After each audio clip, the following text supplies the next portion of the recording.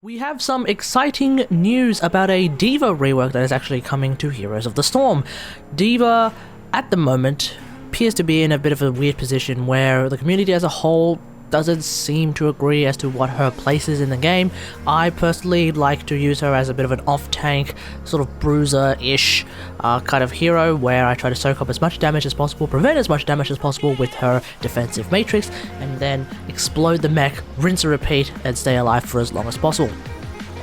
Now, this particular rework or rather these details as provided by Blizzard development team member D. Warner have been collated by Reddit user Zella4JC, so if you want to go and give him a thumbs up on that one, because this is a really good thing. In fact, I'll just do that right now.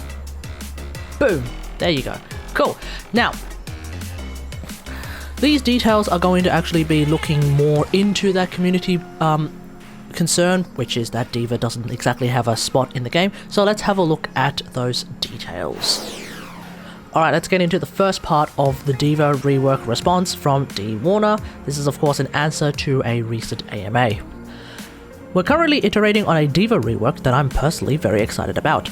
We can't spoil too much, but we would like to call out that we've heard a lot of feedback about D.Va's nebulous identity, once again referring to the general community sentiment that D.Va's place in the team doesn't seem to really exist. Okay. In the rework's current state, I would say that she could opt into a solo laner bruiser build, a team support frontliner build, and a pretty ridiculous self-destruct pilot build, with lots of interactions between these options. So let's speculate as to what could entail from giving D.Va these kinds of builds. For the solo laner bruiser build, I would hope / expect to see a talent that would increase D.Va's auto attack damage, whether or not that's auto attack damage across the board or just simply auto attack damage versus non-heroic units like minions. That would probably make a lot of sense for her, because remember, the D.Va mecha mode auto attacks are an AoE attack. It is just an AoE in a line, in much the same way that Zarya's auto attacks are in a line, so it's not as auto attack, or it's not as AoE as say Psystorm, but you are still able to cover, I do believe you can cover the entire minion wave with D.Va's auto attacks. So if there was a talent that increased their damage against minions, that would make her very good for solo laning. I mean, all of the survivability parts of solo laning for D.Va are already there. She's able to run away, she has quite a bit of health, she's also able to mitigate damage. That's pretty good.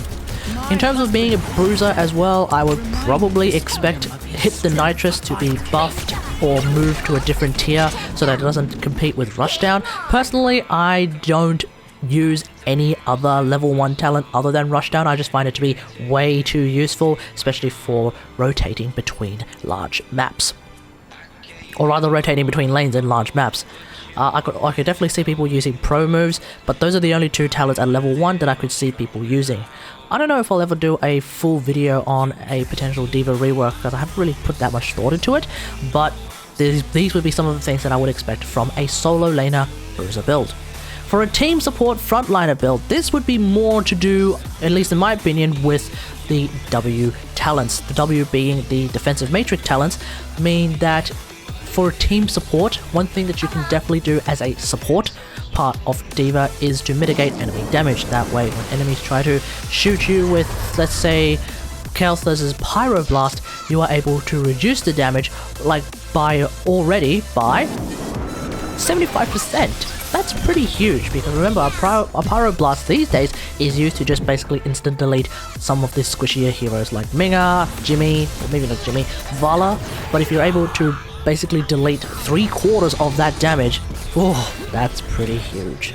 So that would be one of the things that I would see for a more team support frontliner build, sort of how I play already, although I seem to actually be playing a hybrid of team support frontliner and self-destruct pilot. So if we are seeing way more talents that potentially would compete on the same talent tier with frontliner builds for the self-destruct pilot build, then this would definitely open up D.Va to be more of an Alexstrasza type character, where hopefully each talent is useful in its own right, but there are 3 separate ways that you could build D.Va for separate, or for totally different ways of playing.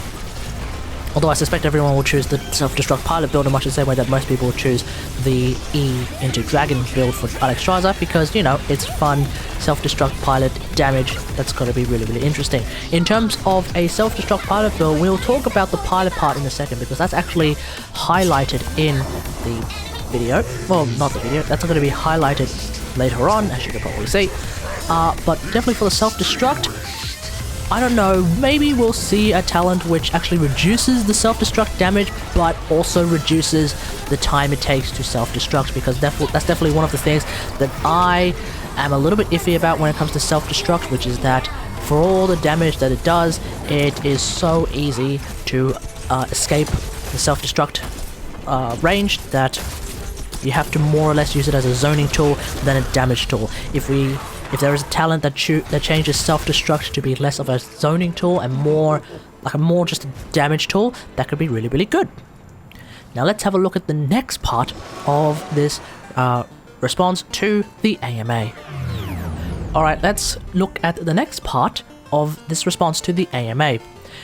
In addition to the typical talent shuffles and improvements, there's a host of quality of life changes across many parts of her kit, including, but not limited to, D.Va's mech mode only suffering a movement speed bonus while basic attacking or channeling an ability rather than all types. So what that change actually addresses is something that is in the Mechanized Walker part of D.Va's kit. Mechanized Walker is essentially her mount, except she doesn't really have a mount unless she's in pilot mode, of course. Right now, Mechanized Walker reads, while in her mech, D.Va can shoot while moving, but her base movement speed is reduced by 15%. With this change to D.Va's mech mode, it will now read that her base movement speed is reduced by 15% whenever she is attacking while moving or channeling an ability. So that's really, really good. That means that when it comes to trying to rotate between lanes, D.Va is going to move a lot faster than usual, basically from 85% speed to 100% speed, so it's actually more than a 15% movement speed buff, mathematically speaking and effectively, but it is 15% slower compared to being a regular hero. So that's going to be really, really good. Whether or not that diminishes the value of something like pro moves, or whether or not it outright removes the need to use something like Rushdown, we'll have to see, but I don't expect Rushdown to be a talent that I actively avoid anymore. It's just way too good to be able to use Rush and then 2 seconds later use Rush again. At the moment, personally, I would like to see Rushdown be made baseline as part of D.Va's Rush ability, because it's just so good for rotating between lanes. Whether or not that ends up becoming overpowered, I don't know. But I use it all the time and I don't see it being particularly advantageous. It just fixes a problem for D.Va. That's just my opinion. The next one is Defense Matrix can be retargeted with a short cooldown while it is active. So what that says to me is that we're going to be getting a special active ability that is grayed out for D.Va until you use Defensive Matrix. I believe Kel'Thuzad has something like this for that active ability that he has where he sticks up a spike from the ground. I'm not 100% sure. But being able to retarget Defense Matrix is going to be really, really useful. As long as it doesn't remove the fact that you can actually cancel Defense Matrix, that's going to be really, really good.